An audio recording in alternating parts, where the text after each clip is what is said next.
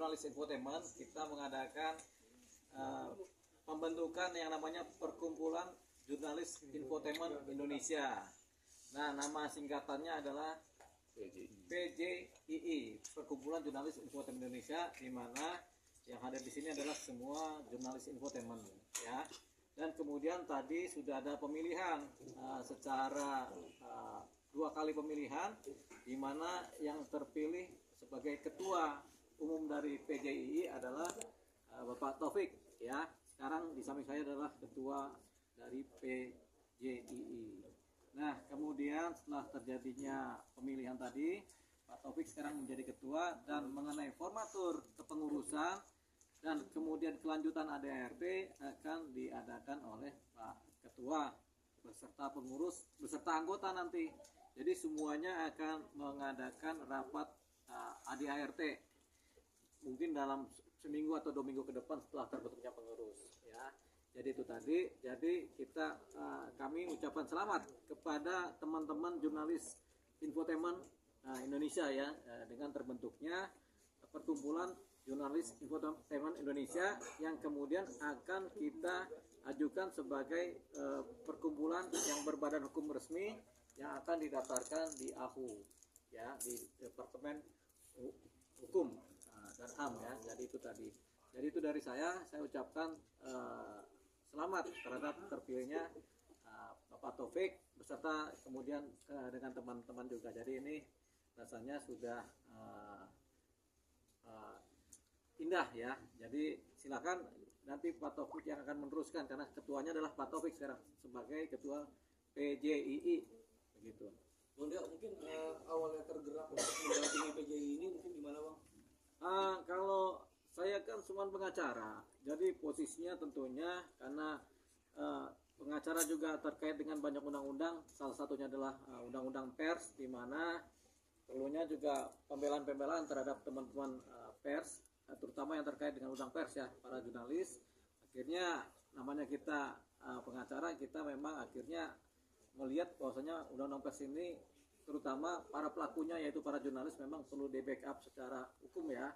Kalau ada apa-apa perlu pembelaan, ya, supaya jangan kemudian gampang dijolimi oleh pihak-pihak lain. Jadi, nah, yang sekarang ini jurnalis infotainment ini kan banyak di Jakarta, di Indonesia ini, sehingga perlu wadah perkumpulan yang resmi, ya, supaya nanti mereka tidak bergerak sendiri-sendiri. Karena sekarang kan udah ada masa di mana YouTube sendiri, TikTok sendiri, kemudian medsos-medsos juga sendiri. Nah, ini mereka perlu wadah yang kemudian memperjelas identitas sebagai jurnalis, begitu. Jadi itu tadi kemudian yang menjadi latar belakang terbentuknya PJII.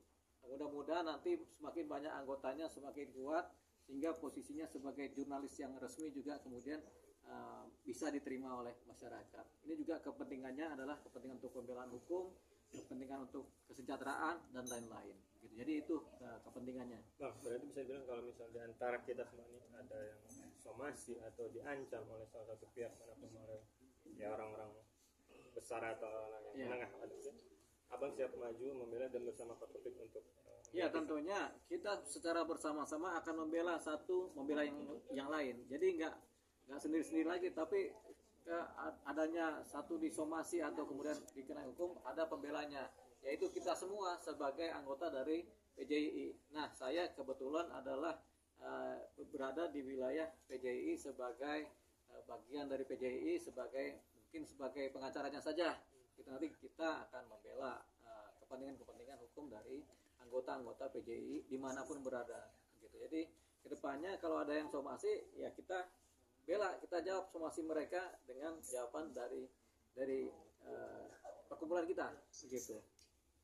Nah, untuk PJII ini mulai resminya mulai terbentuk badan hukumnya mulai kapan, Bang? Biar jadi kita bisa nanti bisa. Ya, jadi setelah ada ketua akan membuat formatur pengurus.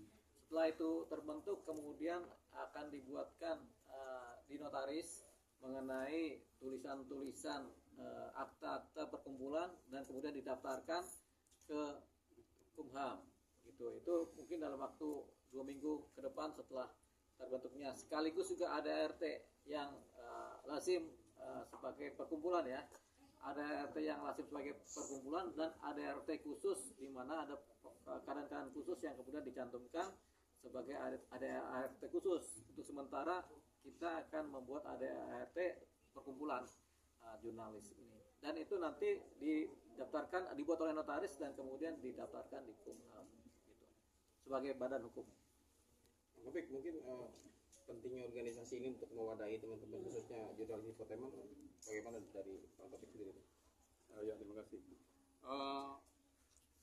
Selama ini kan kita tahu bahwa tidak semua teman-teman yang ada di lapangan jurnalis itu atau pekerja jurnalis itu terlindungi secara hukum. Apakah itu organisasi resmi seperti PWI yang berada di bawah naungan Dewan Pers.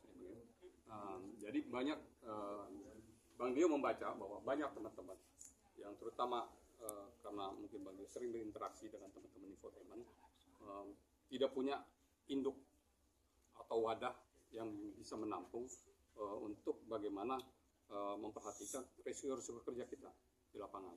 Tadi Bang Dio mencontohkan bahwa banyak teman-teman yang sekarang kita tahu punya YouTube sendiri, punya TikTok atau medsos sendiri, yang resiko kerjanya tentu kita paham juga di lapangan. Kita tidak bisa ketika ada klien atau narasumber yang komplain terhadap pemberitaan ataupun hasil yang kita produksi, itu secara pembelaannya secara undang-undang pers, karena kita tidak masuk dalam situ. Kalau ada undang-undang pers mungkin hak jawab itu berlaku. Tapi karena kita tidak ada, maka Bang Dio melihat peluang ini, dan disinilah wadah itu Bang Dio untuk mendampingi teman-teman secara kelembagaan, secara hukum. Kira-kira